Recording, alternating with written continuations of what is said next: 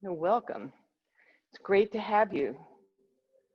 Need to keep practicing, so we will continue. And take a good seat.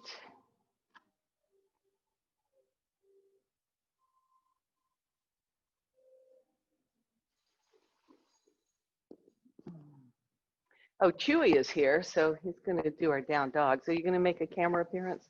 Going to photobomb me? There he is. I'm not going to pet you. My hands are clean. Sorry. I know, baby. I know. Good boy. That's all right. My cat comes in. I have my Zoom calls with my people in China at night, and they're all at work because it's 9 a.m. for them, and my cat just wanders through the Zoom call at will. All right, let's begin. Close your eyes and bring your awareness to your breath.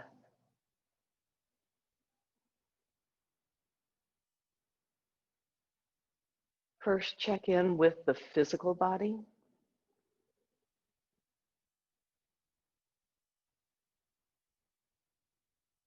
And then your subtle body, the energy body. And then how those two connect, the physical body, the energy body.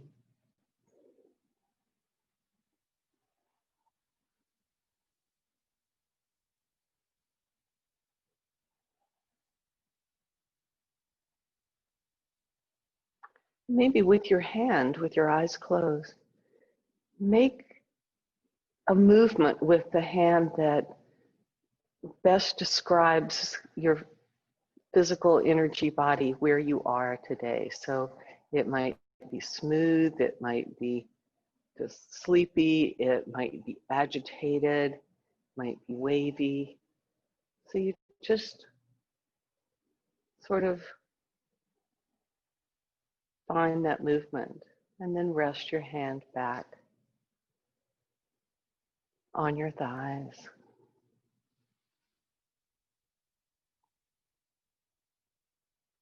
So we passed the autumnal equinox. I think it was Tuesday or Wednesday, I can't remember. And that's where the amount of light and amount of darkness is even, is equal. There's a steadiness there. So come to your breath and come to the box breath. Have it even on all sides. So if starting with 4 works, otherwise start with in for 3, hold for 3, out for 3, hold for 3, and then as you relax, work it to 4, 4, 4, and 4, and maybe, not forcing it, maybe 5.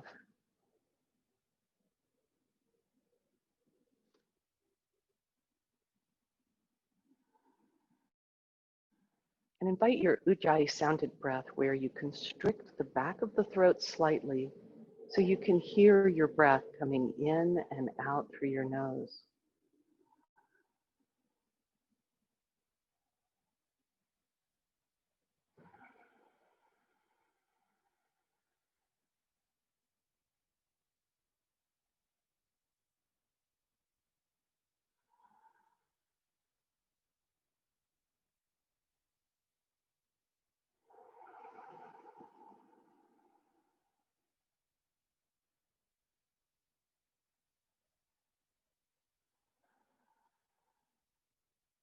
Continue with the box breath, the even 1-to-1 ratio breath, because it does reflect what's going on in nature, the evening out of dark and light. And it's a stability, a stabilizing breath.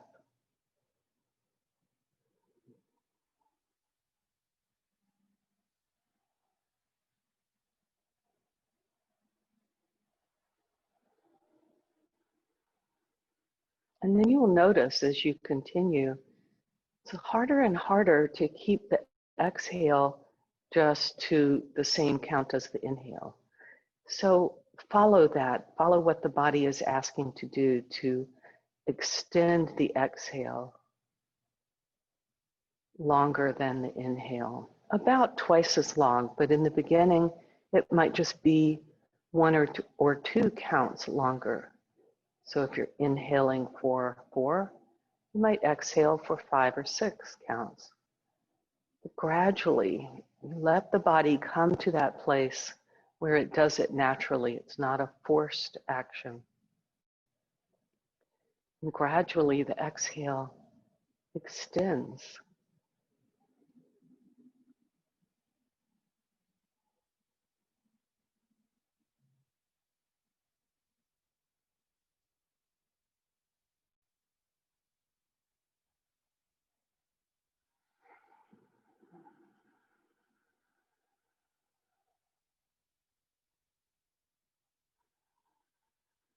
So the holding at the top and the bottom of the breath is more now a pausing. You're inhaling, just pausing for a beat or two to notice that you've inhaled. And before you begin the exhale, then slowly exhale and just pause at the bottom. Just enough to notice that you are empty.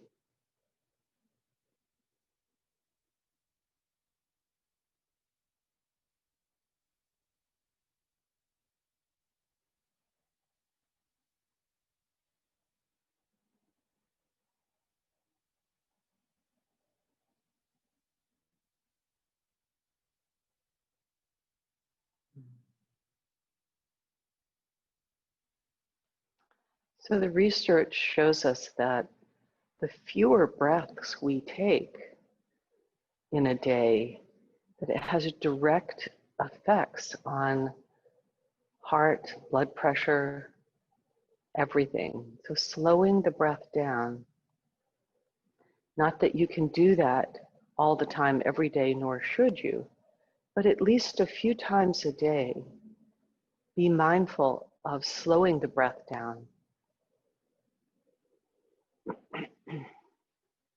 The average is each breath is about 5.5 seconds on the inhale, 5.5 seconds on the exhale, and about 5.5 breaths per minute. Interesting how it works out to that little mathematical equation, but it's approximate. We typically, when we're not paying attention, when we're walking and talking and moving and doing, we inhale, exhale about 10 to 20 cycles a minute. So just the slowing down of the breath is so beneficial, both physically, and then when we physically benefit the body, the heart, the mind, the emotions begin to even out as well. The next time you exhale, and don't rush it, take your time, go back to just a normal, easy breath. And even that becomes slower once we've done the pranayama practices. Draw your palms together in front of your heart center. Inhale, exhale, cleansing breath. Inhale to Om.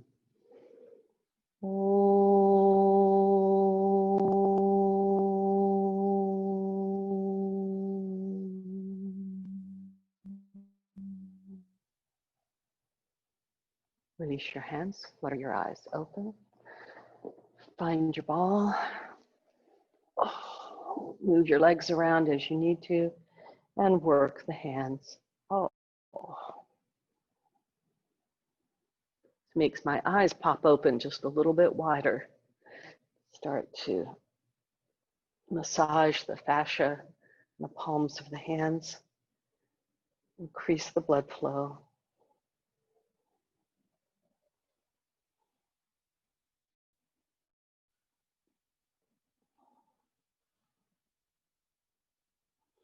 So if you haven't changed hands, do so.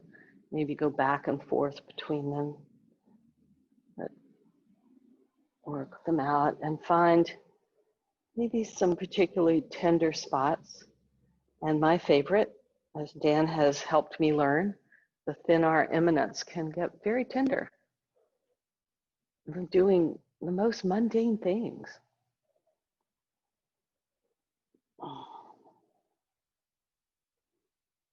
And then release. Come to hands and knees.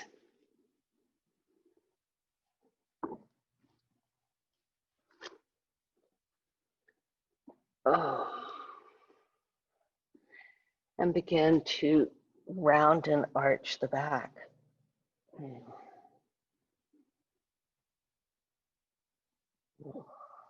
So I notice when I do the things, the kind of back opening things, sometimes that I do before cat-cow, like opening the shoulders, rolling around on the balls.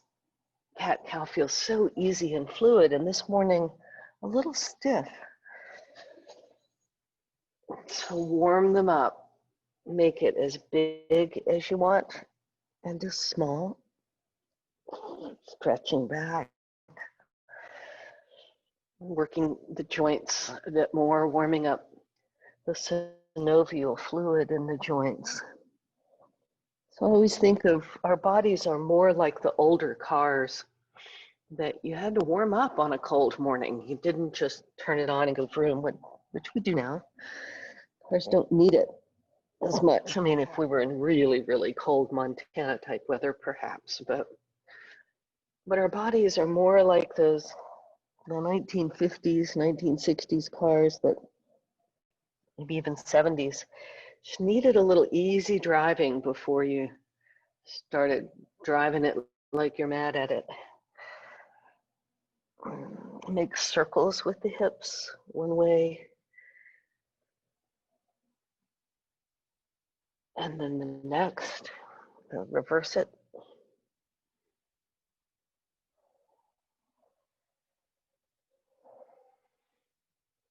And on your next exhale, unfold into an easy dog with the knees bent, pedaling out the feet.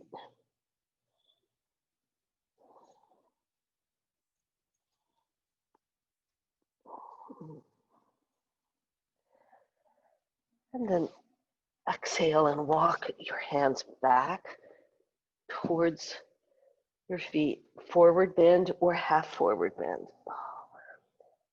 And do a little easy bend, easy straighten, easy bend, easy straighten.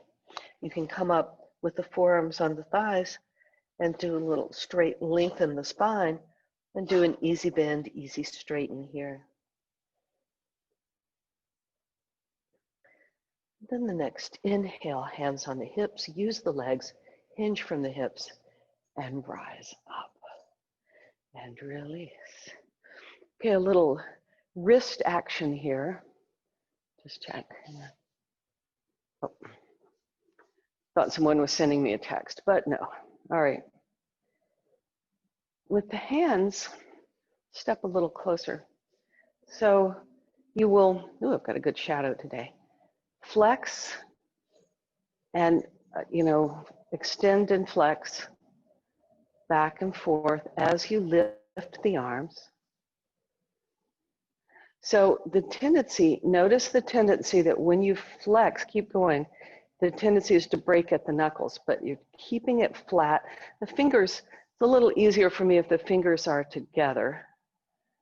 It's like you're giving little small bird wing flaps as you go up and then continue down. And you do it slowly enough that you get full contraction, full flexion each time.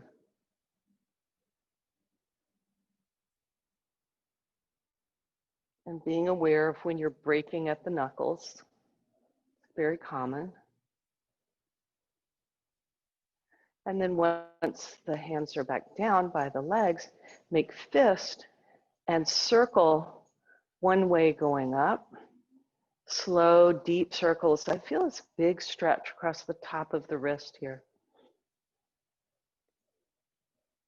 all the way up, and then reverse the circle as you come down.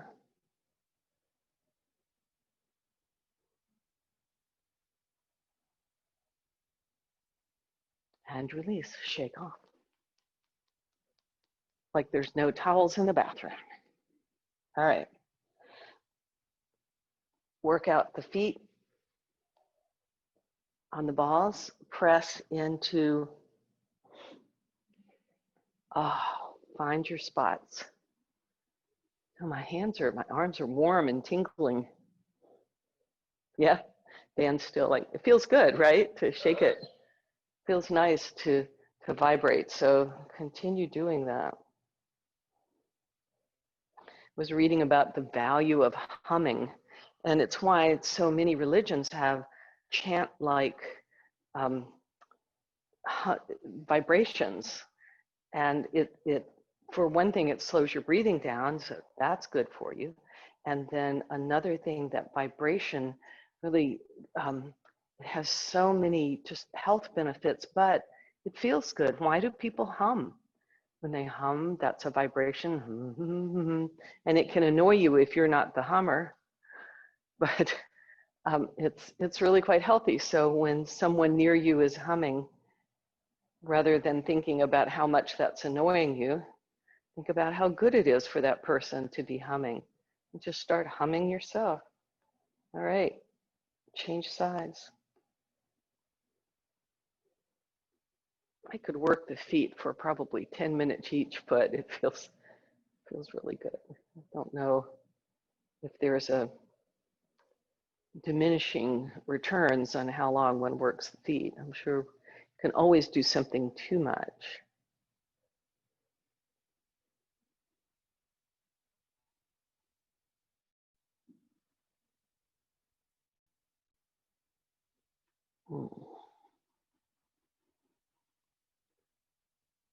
All right, and roll it around. Take your block and, excuse me, do it wide, try it wide, right on the floor in between the feet. So push the feet into the block and notice what goes on with the legs. Keep that, micro bend the knees and push the heels a little bit more into the block. Feel the inner thighs working. Keep that without losing the heels pushing on the block. Take the inner thighs back and apart. Then into the space, the tailbone moves down. You lengthen the legs without locking them, and notice how strong the legs are, that sense of hugging together. Once the legs are connected, the upper body has the freedom to just play. Right. Hands on your hips, shrug the shoulders to lengthen the side body, move the head of the arm bones back, and hug the shoulder blades onto the back. They slightly come in, but they lift up. Not so much that the low ribs lift, but that the heart, the sternum lifts. Then bend your knees, lift your sits bones, and hinge forward. Keep the hug on the block. On the inhale, hug the block and hinge up. So you don't have to go down that far, just as far as you can recover. So if you go down too far and the legs and the core are not strong enough, you will make the low back do the work, and then the low back will start to complain. So you're just hinging, turn to the side, just hinging back and forth, not changing anything but the position of the upper body as one piece. It's like a hinge, not like a piece of soft spaghetti.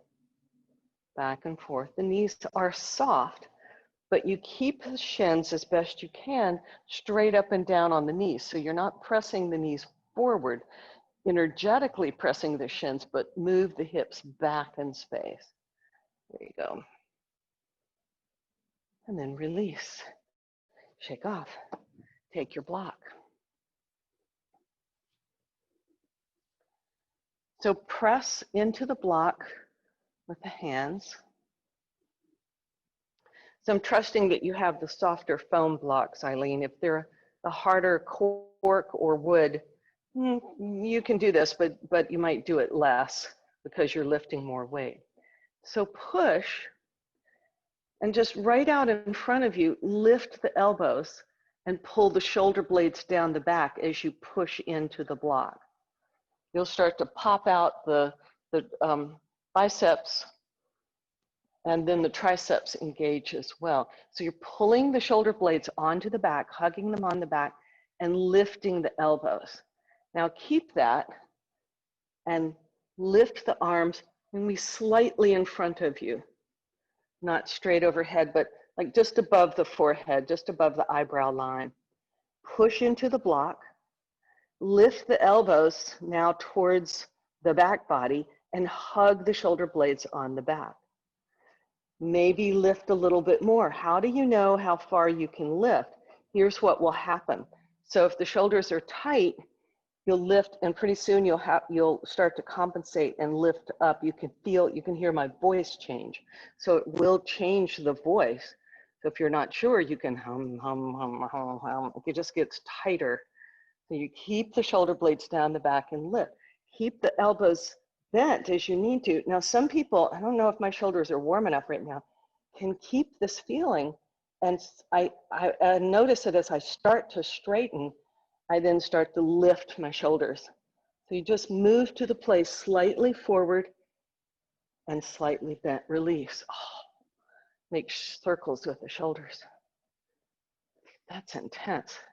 So we'll do that with some moves. Take a wide stance.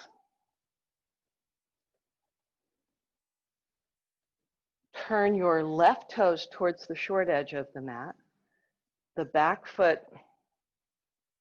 is outer edge is roughly parallel with the short edge of the mat. Lift all 10 toes, press into the four corners of the feet and hug into the midline. Keeping that, then inhale and bend the front knee. Right. Back leg is straight. So it's not just a collapse. The back leg is very strong and straight. The front leg. So just as we stood with the legs hugging the block, bring that same energy, that same strength into the legs. Take your block again and bring it not way overhead, because if that's causing you to pop the low ribs out, you bring it slightly forward, hug the shoulder blades on the back, lift the elbows. So move the elbows to the back body. And then exhale, just stretch. So even though you're trying to push the block away from you, it may not go very far away from you. Inhale, just come up, the front leg stays bent. Exhale, tilt over. Inhale. So be mindful that you're not collapsing, that you're taking the whole torso with you, and that you're not dropping the block. So you're keeping the relationship here without dropping the block. So don't drop the block down. You're doing a little bit of this. There, just don't take the block down as low. Nice. Oh, good. Keep pressing the block and inhale, come up. I don't know about you, but that's a bit of work. Does that make sense? So you want to bend your front knee a little bit more. There you go. Straighten the back leg a little bit more. There you go. Now just tilt. You're just tilting from the hips, just as we did when we came up and down. All right, side B, wide stance. Left foot is, short edge is parallel to the mat. Right toes are pointing towards the short edge of the front edge of the mat, or maybe now you're back, but the short edge. All right, lift all 10 toes, press into the four corners of the feet and hug the legs into the midline like you had roller skates on. Keeping that, inhale and bend the front knee. So it's right over the ankle, not forward of the ankle. Now you're still drawing in, but at the same time, from the core of the pelvis, send the energy back and down. Take the block, bring it over. And so you're changing nothing. You're just tilting. You might have to push up with the right hand a little bit more. Inhale back. So as you tilt over to the right, push the bottom hand, the right hand, up into the block so you don't collapse. Just tilt. Oh. Without changing the legs, you're not bending and straightening the front leg, it's staying where it is. Working the side obliques as we're tilting over and release. Shake off, step in. All right. Put the block down for now, or have it near you. Take a wide stance. Turn your left toes towards the short edge. Back foot is parallel or slightly turned in even. That can help inner rotate the back leg. So the front leg is more outer rotated. The back leg is inner rotated, but even that so, you're still countering with the opposite. So you start from the place it needs to be and then counter with, we work inner rotation first and then work outer rotation. Have the block sort of right behind the heel, hands on the hips, lift all 10 toes, connect with the four corners of the feet, hug to the midline, extend the toes, keeping all of that, tilt. So it's that same tilt. And as you tilt, you will feel the stretch here. If you bend the knee, you will not feel the stretch. So lengthen your front leg, both legs straight. There you go. Just tilt, tilt, lengthening, particularly keeping the left side, the underside long. And then maybe the fingertips can reach down, but if they're not, place them on the inside of the leg with the palm facing forward. So Dan, here's the thing, for reaching the block, what you're doing is you're starting to compensate, you're starting to roll. There you go. Now, if you haven't reached the block, push the back of your hand into your inner leg, the back of the left hand into the inner left leg, and the leg resist. So that helps you open the chest, nice. Skim the top arm at a diagonal, so you're one long diagonal. So here's the thing, if you bring it up and over, you're gonna catch the head of the femur, the humerus. That's the humerus, right? Femur humerus. You're gonna catch the head of the arm bone and it won't come up. So bring it down, slide it up this way. So you get the joint and then you have a lot more freedom, a lot more length. Oh, and press down and come up. Woo, turn the feet. Standing poses. Build heat, build strength.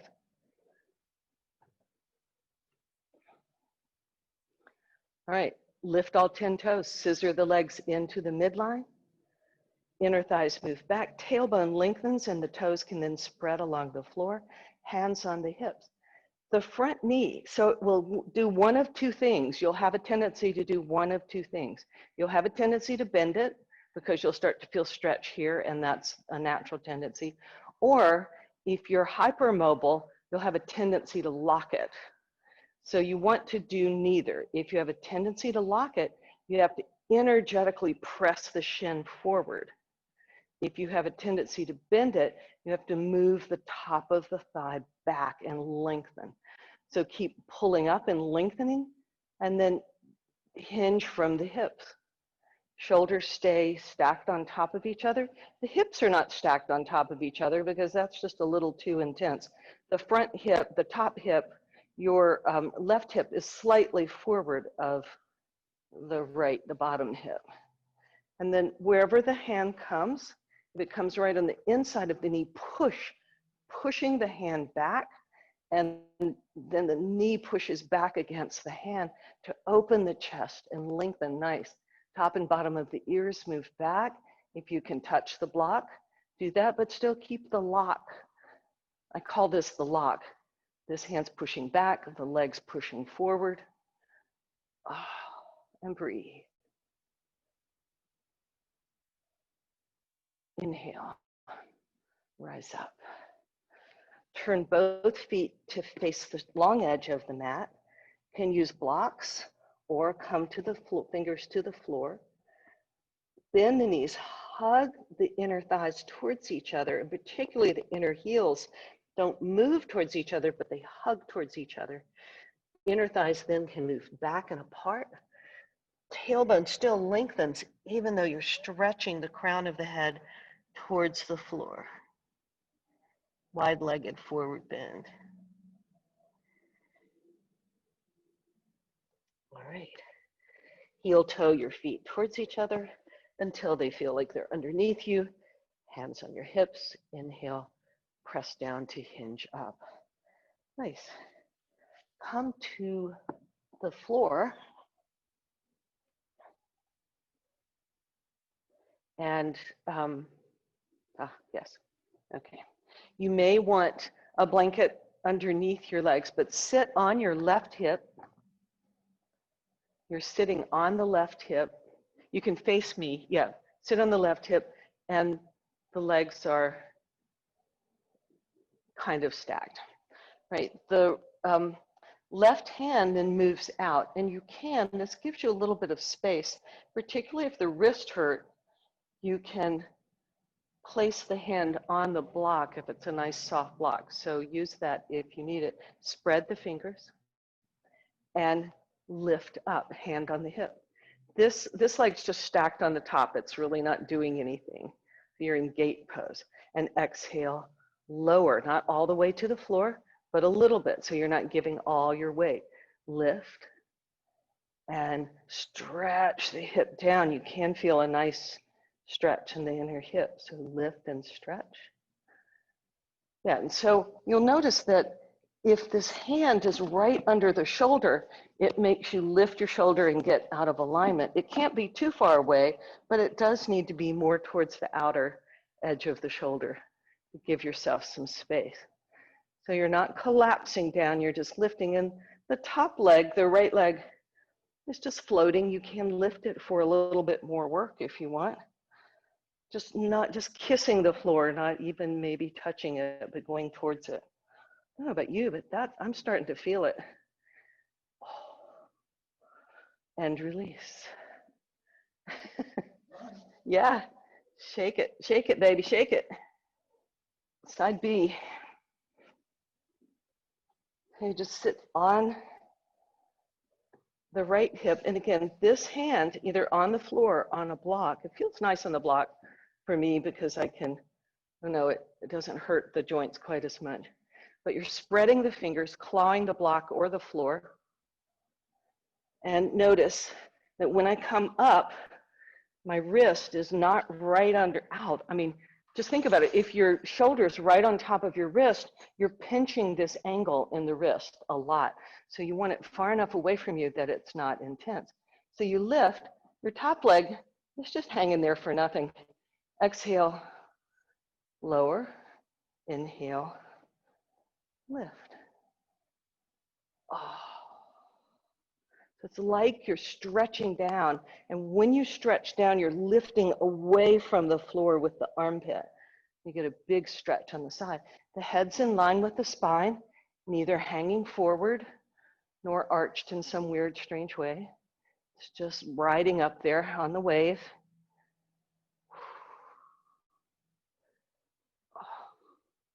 Working a few of the obliques, one more. And then release. Oh. All right. Come to lie on your back. Do some core stuff. I realized I've been core unfriendly, or I've just been not working the core as much as I usually do. So I'm going to make amends here. All right. With the knees bent, feet on the floor, have a block near you. Place the block between the knees. Bring the knees right over the hips, not forward of them. The heels can stay down for now. And recover your low back curve. So have enough room that you could slide a fingertip maybe just in behind the back waist. That lifts, then robot your arms, lift your shoulder blades and snug them under you. Then release the hands to the floor. Now drop the belly button down towards the spine. The airbag of the belly moves towards the spine, towards the front of the spine, as the low back, the back waist, the spine rises up away from the floor. Keep that, and just staying here is plenty of work. Notice if when you start to bring tension in your neck and jaw, release that, just work. The belly button's dropping down to the spine. The back waist is lifting up to meet it. You're hugging in the corset. And then come to a beach babe. You can either hold behind the head or interlace the hands behind the head. And the elbows don't flop out. They lift up a little bit. So even if they can go down, they lift up a tiny bit. So you can hug your shoulders on your back. So zip xiphoid to tailbone. So that keeps you from popping your lower ribs up. The lower ribs, bottom ribs in the front are moving down towards your hips, and the side bottom ribs are moving towards the floor. It's enough to keep you really busy. Now from here, just the head is soft. You're not doing this with the jaw. The head may not lift off at all. The heart is lifting up to the ceiling. Maybe the head just floats off. So exhale, lift the heart straight to the ceiling. Inhale, release. You're not doing crunches. You're not lifting the head forward. The shoulder blades stay on the back, but you're just engaging the core and lifting the heart energetically towards the ceiling. The head, my knuckles are touching the floor, but the head, the weight of the head is in my hands. Keep pulling the shoulder blades, hugging them on your back. And release. Just rock it a little bit.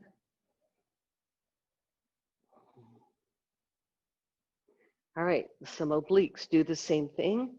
Back waist is off the floor, sits bones moving towards the heels, the knees are right over the hips. Hug the block, so you're not squeezing the block hard, but just enough to keep a little bit of energy in the inner thighs. Hands in beach babe behind the head. Lift the elbows slightly and hug the shoulder blades on the back. Then tilt your legs just over to the left. So you're on your left bum, not a lot, just enough. And the right sacrum is off the floor. You could slide your hand under there. Now the heart is still moving straight up, even though the legs are slightly off to the left. So you'll lift the head just enough off the floor with the hands. No tension in the neck. Do not feel this in the neck. And just exhale, lift the heart energetically towards the ceiling. Inhale, slightly lower, not all the way to the floor, but you're lifting. It's a tiny little movement, and it's about up towards the ceiling more than towards your legs. So there's a little bit of coming together, and the knees slightly pull in, but notice when you start to use the neck, then chances are you're not using your core. At least that's what happens for me. I figured that out in Pilates, that they do the 100 sit-ups, and after about the third one, my neck and shoulders were killing me. It's because they were going too fast and I'd lost my core. Inhale back to center. You can hold the block for a minute and windshield wiper your legs.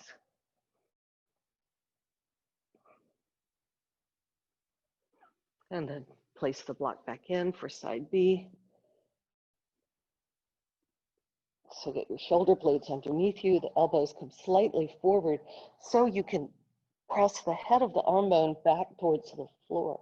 Zip your xiphoid to tailbone and pull the bottom ribs. That's another way of saying pull the bottom ribs down and towards the floor, side ribs to the floor. Now the knees roll over to the other side, the right, but the heart's moving straight up and a little bit off to the left. So exhale, lift, engage the core, and lift just a tiny bit. Inhale, just relax and soften. Exhale, lift with the core. Do it really slow. Do the slow, easy, maybe even the 4-count breath, box breath. Release. Notice when your neck and jaw try to help, it just means your core wants to quit. It's like that. It'll let everything else do the job. And then your back hurts, your neck hurts, all because the core is a slacker. And then release back to center, take the block out, stretch the legs long, stretch the arms long, and hold the block between the hands. And the block doesn't come to the floor, but it stretches away from the feet. One long stretch and a gentle squeeze. Micro bend your elbows and move the elbows towards the floor as you hug the shoulder blades on the back. Nice. All right. Flip over onto your belly.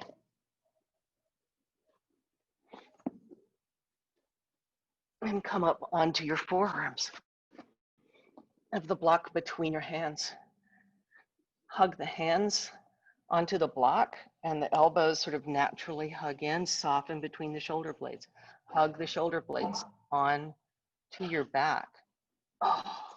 And then lift up, tuck your toes, lift your hips, and bump your knees a tiny bit forward. So you can lift the hips enough. Now, you can hug a real or an imaginary block between your knees, but just lift the knees about 1/4 of an inch. Lengthen the tailbone, pull the belly button up and in, soften the heart. Come into the crazy, almost knee down core. And then very slowly straighten one leg. The other knee is just hovering off the floor. Then pull the other knee down to just barely kiss the floor, no weight on the knee, and stretch the other leg long. Keep softening between the shoulder blades. Oh. Do it again. Keep the breath flowing. Pull it in slow, slow, slow. Straighten, really zip the xiphoid. Oh. And release. Am I the only one that felt that? Woo. So it's a safe core work. We're not straight. You have to watch though, how quickly it can come into the neck and the jaw. I bring it in there quite quickly. Oh, all right, reach back for a child's pose. Knees apart, toes together. And stretch the arms long in front of you.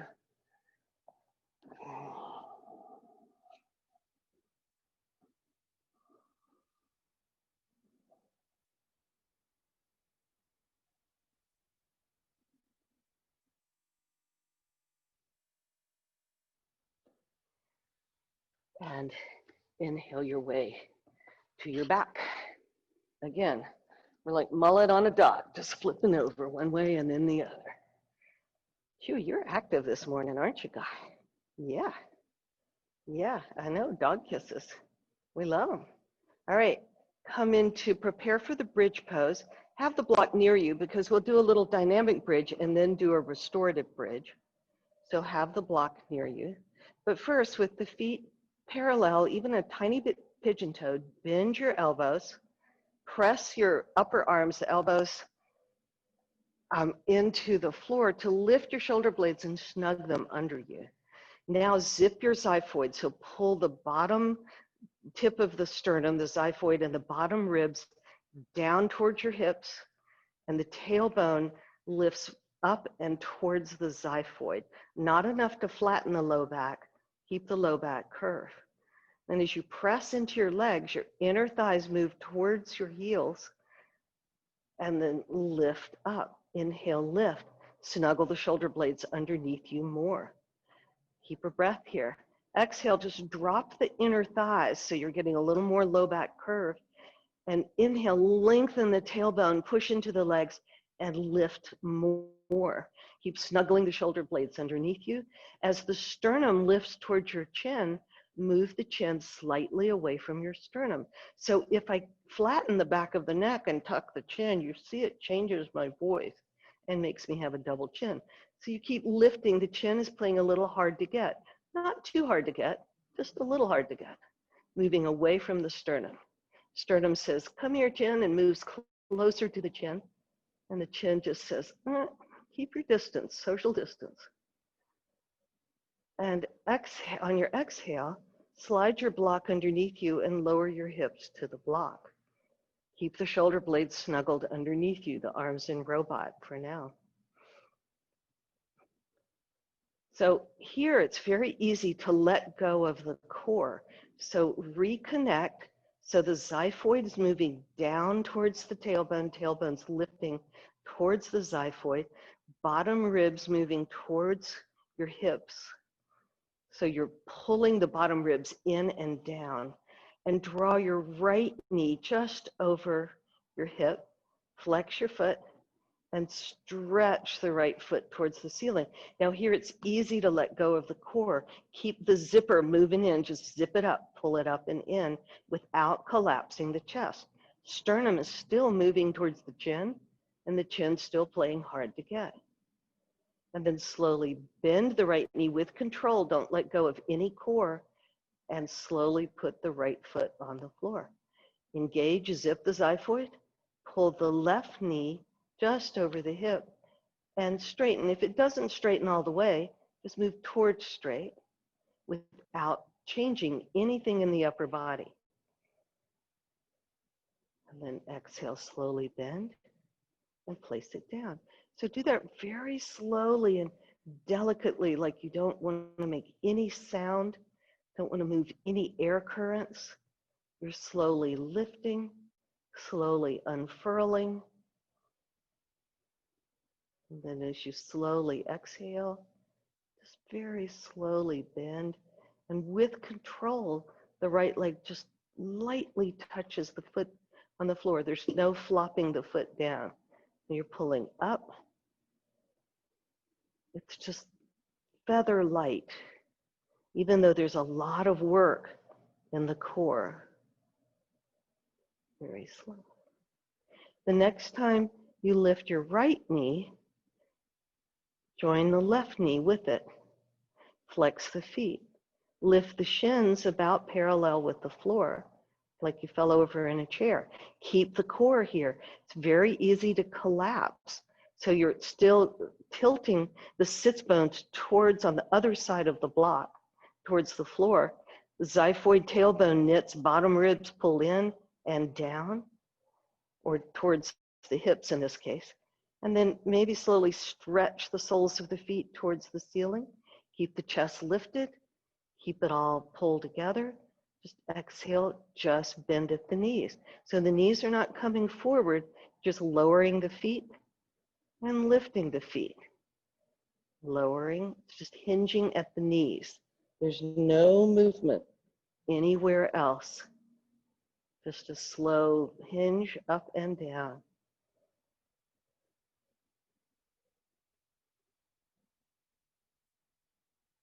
And then once the heels are back down towards the hips, lower one foot lightly to the floor with control, and then the other foot. Ah, that was like work. Press into your hips, press into your feet, lift your hips, slide the block out from under you. Come into half happy baby, draw the right knee in towards your outer right shoulder. So you can hold under the knee, under in the back of the thigh, or in full happy baby, where the right arm's pressing on the inside of the right knee, and you're holding the outer edge of the right foot. Pull the head of the arm bone back towards the floor, and then see if you can recover any remembrance of your low back curve on the right side. The left leg, keep it at attention. It wants to collapse and flop over to the side. It's still standing up straight, the knees pointing towards the ceiling. Then cross the shin across the body, shovel scoop underneath, so you're holding the outer edge of your shin, your calf, your lower leg. The right elbow is nudged and wedged into the inner right thigh and pushing the inner right thigh away from your belly, your ribs, as the left hand's pulling your right foot towards your left shoulder, the right heel anyway. Don't sickle the foot. You want to keep the foot just like if you were standing on the ground. You can straighten the left leg if you wish. Slowly, with control, keep your shoulder blades on the back. This is pigeon on your back. Anytime pigeon, sometimes if you've got knee issues, can really hurt sitting up. So this is a way that you keep the weight off of your knees and still get the hip opener. And release both legs out long. Stretch your arms overhead. Oh. And release. Plant your feet. Come, get your low back curve. Snuggle your shoulder blades underneath you and draw your left knee in out towards your outer left shoulder. So it's not straight in, it's a little off to the side, not a lot. Just because the left knee goes off the side does not give the right leg permission to flop. So the right knee is still pointing straight up to the ceiling. And then come into half happy baby here, either by holding behind the knee on the back of the thigh or in full happy baby hold. And then as you press either the back of the thigh into your arm or the foot into your hand, get some remembrance of your low back curve. Notice the right leg wants to collapse and take a vacation. It just wants to flop over. So keep it pressing in, so that will help you get a little more low back curve. Even though the left side of my waist is touching the floor a lot more than the right side, I'm still trying to lift it. It's the energetic push. And then come into baby cradle or pigeon on your back. The left elbow wedges in and pushes the inner left thigh away from the ribs as the right hand is pulling the left ankle towards your right shoulder. So it's a seesaw principle. You're pushing the top of the thigh away from the belly as the foot, just don't sickle the foot here. That will mess up, that will make for an unhappy knee. You can straighten the right leg if you wish, or keep it bent. If you're straightening the right leg, it's working like a standing leg. It's not rolling out to the side. The right foot is still flexed and you're pushing through the four corners of the right foot, just as you're pushing through the four corners of the left foot. Very active legs. The upper body is soft. Neck and jaw are soft. And then release, stretch both legs long. Oh. And just sort of do a soft flex and point. So Eileen, it's the kind of rocking we did on Tuesday. So you're rocking back and forth. It's slow. The head and neck are soft. It's a self-soothing kind of movement. It's just sort of releasing the nervous system a bit. So it's a very soft movement.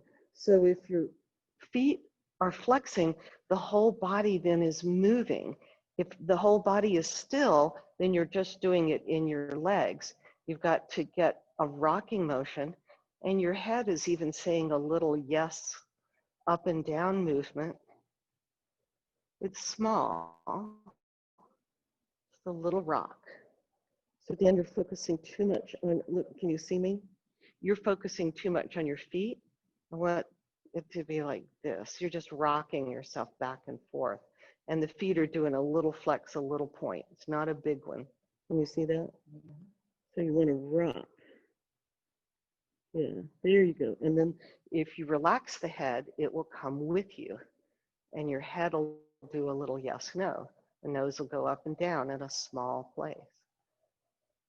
It's a really nice way to release held tension that we just hold it in the body for no good reason. Like I will try to levitate off the floor in Shavasana. It's one of my favorite tricks. And then make that little rocking motion slower and smaller gradually until outwardly there's no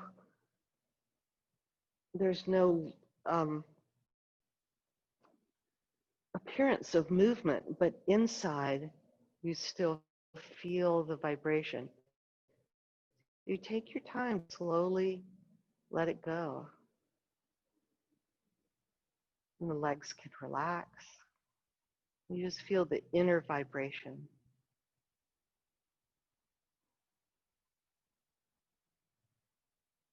And then release the vibration and begin to watch the breath moving easily, slowly in and out through the nose. If your thoughts come crashing in on you, then begin to count the breath. It's just a way to distract the mind from all the distractions it's trying to bring in. So you divert the mind to just focus on counting the breath even. The exhale may be longer, not to force it, just counting for curiosity, not because you're trying to take it somewhere.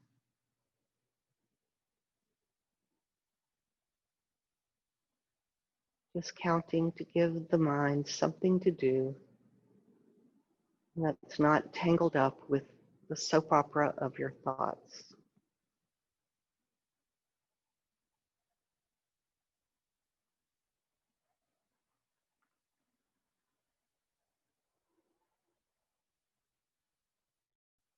Relax the face, all the muscles around the eyes, the jaw,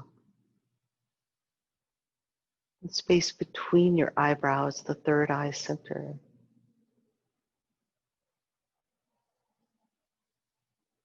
All the way into the center of the skull. Relax the forehead and the scalp.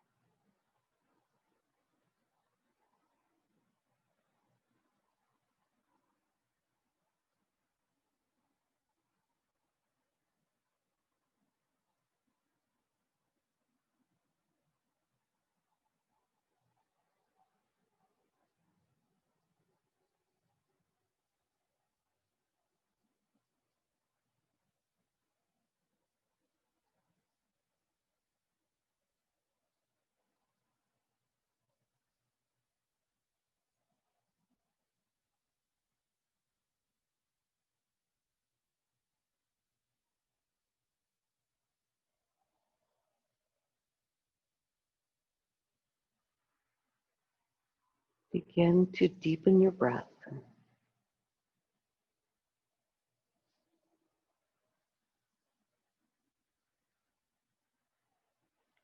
Invite gentle movement gradually into the body, starting with the hands and the feet, and begin to bigger stretch.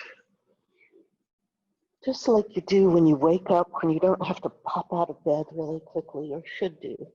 If you notice animals after they've taken a nap or after sleep, they spend a fair bit of time stretching before they start to move. We could take a lesson from that. After being still for a while, even if we're sitting at our desk before we begin to get up and move, to do a little gentle stretching. Roll all the way onto your side, drawing your knees up. And rolling a little more towards the floor, slipping your arms underneath you. Come to sit any way that feels good and the spine can lift.